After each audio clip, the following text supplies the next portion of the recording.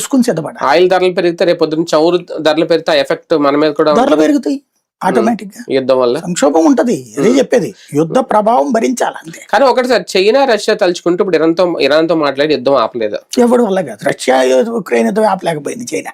అంటే వీళ్ళకి రష్యా తన యుద్ధం ఆపుకోలేకపోయింది. వీళ్ళకి ఆయుధాలు సప్లై చేస్తుంది వీళ్ళు కదా, అణ్వాయుధాలు సంబంధించి మాట్లాడితే వెనక ఆ మాట చెప్పమని ధైర్యంగా చెప్పరు కదా. బేసిక్ గా రష్యా చైనా మిత్రులే కదా, మరి ఎందుకని అమెరికాతో చెప్పి ఉక్రెయిన్ తో యుద్ధం ఆపించలేదు?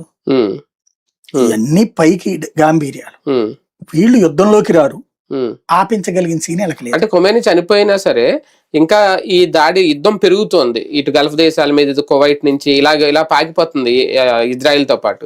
దీని ఆగట్లేదు ఇంకా, దీనికి ఇప్పుడు మీకు వాళ్ళ దగ్గర ఉన్న ఆయుధ నిల్వలన్నీ అయిపోయేదాకా జరుగుతాయి, అంతేనా? ఇప్పుడు ఉక్రెయిన్ రష్యా వార్ బిగిన్ అయినప్పుడు కంటిన్యూగా, నేను అప్పుడు బాగా గుర్తు నాకు వీడియోస్, అంత ముందు నేషనల్ ఇంటర్నేషనల్ మామూలుగా కొంచెం ఇచ్చేవాడు.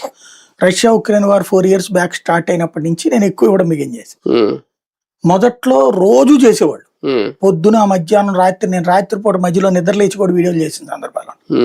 తర్వాత కొన్ని రోజులు పోయేటప్పటికి ఇప్పుడు అప్పుడప్పుడు దాడి చేసుకుంటున్నారు. ఎందుకు? ఆయుధాలు లేవు, తయారు చేయడం, తయారు చేసే తీసుకెళ్లి అవతల మీద రేపు అంతే ఉంటది. అంటే నిజంగా తీవ్రవాద